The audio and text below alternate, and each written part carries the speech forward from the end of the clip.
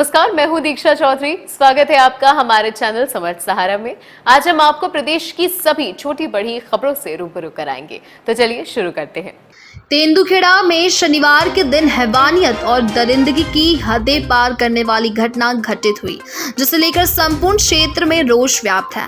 नन्ही सी 8 वर्षीय बालिका के साथ दुराचार और हत्या कर फरार आरोपी 4 दिन में ही नहीं पकड़ पाया। मानवीय संवेदनाओं को दृष्टिगत रखते हुए लगभग सभी वर्गों के लोगों द्वारा पीड़ित परिवार को ढांढस बंधाया जा रहा है।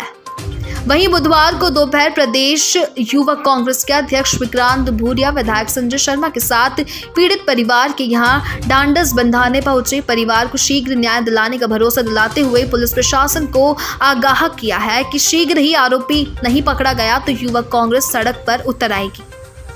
संरक्षण की दिशा में तरह तरह की घोषणाएं कर रही है।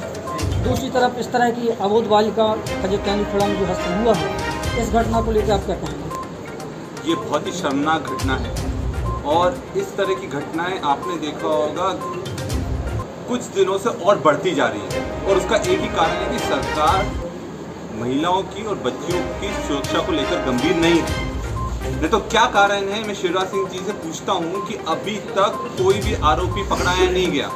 क्या कारण है कि जिस तरह का जो पीड़िता है, जो उसका परिवार है, उसको संरक्षण देना चाहिए, अभी तक उसको किसी तरह का संरक्षण नहीं मिल रहा है। विधायक जी हमारे साथ में लगातार ये लगे हुए हैं कि किस तरह से इस चीज़ का निराकरण करें, पर प्रशासन की तरफ से, पुलिस प्रशासन की तरफ से बिल्कुल किसी भी तरह का कोई सकारात्मक पहल नहीं करी जा रही है। मैं एसपी को ये बोलना चाहूँगा और चेतावनी देना चाहूँगा कि अगर एक दिन के अंदर जो आरोपी है वो पकड़ा नहीं जाता तो पूरे के पूरा तेंदुखेड़ा और नरसिंहपुर पूरी तरह से बंद कर दिया जाएगा और इसमें यूथ कांग्रेस के पूरे प्रदेश के साथी आएंगे और जितने भी हमारे विधायक हैं सब चक्का जाम कर इस चीज़ का विरोध करने वाले हैं। प्रदेश की कानून व्यवस्था के लगातार प्रश्न चिन्ह लगते रहे हैं, इस बारे में आप युवक कांग्रेस की तरफ से क्या कहेंगे? मैं यही कहूँगा कि शिवराज सिंह चौहान जी जो खुद बोलते हैं कि मैं मामा हूँ, ये कैसे मामा है कि अपने घर में, अपने प्रदेश में अपनी भांजियों को नहीं बचा पा रहे हैं। और अगर वो अपने घर में महिलाओं को नहीं बचा पा रहे हैं, भांजियों को नहीं बचा पा रहे हैं, तो दूसरी जगह जाकर वो बड़े जो ठाके करते हैं कि मध्य प्रदेश में सबसे ज़्यादा सुरक्षा है, अलग अलग चुनावों में बड़ी बड़ी बातें करते हैं, तो ये बिल्कुल कोई मतलब का नहीं है। सबसे पहले गंभीरता से उनको भी यहाँ आना चाहिए, इस गंभीरता को समझना चाहिए। जो भी पीड़िता का परिवार है उसको हिम्मत देना चाहिए, क्योंकि इस तरह से अगर प्रशासन हाथ पर हाथ धरा बैठा रहेगा, पुलिस प्रशासन हाथ पर हाथ धरा बैठे रहेगा, तो जनता किसके पास जाएगी, किसके पास आस लगाएगी? हम आज आपसे ये विनती करते हैं कि आप जिस तरह से इस मुद्दे को पूरी ताकत से आप उठाते आए हैं, इसको पूरे प्रदेश में ताकत से उठाइए, क्योंकि अगर आज जो यहाँ तीनों बैठे हैं ये नहीं होते तो ये मुद्दे पर किसी भी तरह से प्रशासन संज्ञान नहीं लेता। और आज क्या कारण है कि ये तो मानवीय दृष्टिकोण होता है कि ऐसा कोई भी मुद्दा हो तो प्रशासन को और सरकार को मानवता को देखते हुए इन चीज़ों को, मुद्दों को बहुत गंभीरता से लेना चाहिए। पर जब तक कि विपक्ष उस चीज़ में नहीं कूदता है, जब तक कि सामने वाले लोग नहीं आते हैं, तब तक प्रशासन कोशिश करता है कि जो भी लिपापोती कर सकें वो पूरा प्रयास उनका रहता है। और इस मामले में भी एक एएसआई का भी नाम आया था कि जिसने लिपापोती करने की कोशिश करी थी और जिसको लाइन अटैच करा गया। तो इस तरह के जब पुलिस ही आरोपियों से मिली होगी तो फिर न्याय जनता को कैसे मिलेगा? लगातार महंगाई बढ़ती चली जा रही है, डेली खाद्य तेलों के, ईंधन वाले तेलों के रेट बढ़ते चले जा रहे हैं, गैस के रेट बढ़ते जा रहे हैं, इसको लेकर आप क्या कहेंगे? मैं तो यही कहूँगा कि ये महंगाई, जो बीजेपी को जब महंगाई बढ़ती थी तब उसको डायन लगती थी, अब वो डायन नहीं लगती है, वो घर का कोई व्यक्ति लगता है। और ये ऐसा आंसू बम उनने छोड़ा है कि ऐसा कोई परिवार नहीं छोड़ा जिसके आंखों से आंसू नहीं निकले हों। इतनी जबरदस्त महंगाई है, ऊपर से बेरोजगार की मार पड़ी है, जितने भी हुआ है जबरदस्त बेरोजगारी फैली हुई है। जब पैसा ही नहीं आ रहा है तो व्यक्ति इतनी महंगाई में तेल के दाम आसमान छू रहे हैं, पेट्रोल के दाम आसमान छू रहे हैं, सब्जियों के दाम आसमान छू रहे हैं, तो ये सब बीजेपी सरकार को नहीं दिख रहा है। और आज मध्य प्रदेश में सबसे ज़्यादा देश में वैट लगता है, तो पेट्रोल डीजल पर मध्य प्रदेश में लग रहा है, तो कम से कम उसमें तो रियायत दीजिए। ताकि जो जनता, जो किसान की कमर टूट चुकी है, उसको अपने पैरों पर खड़े होने का ये मौका देना चाहिए। और ये महंगाई से पूरे के पूरे घर तबाह हो गए, कोरोना से जबरदस्त हालत खराब हो गई है। कोरोना जब आया तब भी ये सरकार सोती रही। अब प्रधानमंत्री जी भी और मुख्यमंत्री जी भी जब पूरे कोरोना की दूसरी लहर खत्म होने वाली है, तब जाकर आकर अब बड़े बड़े आश्वासन दे रहे हैं कि हम ये करेंगे।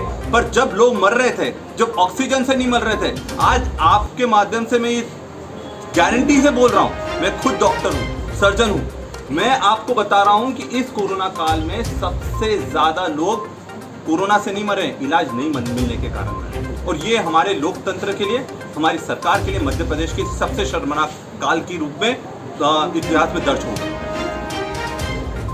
ये बहुत शर्म की बात है कि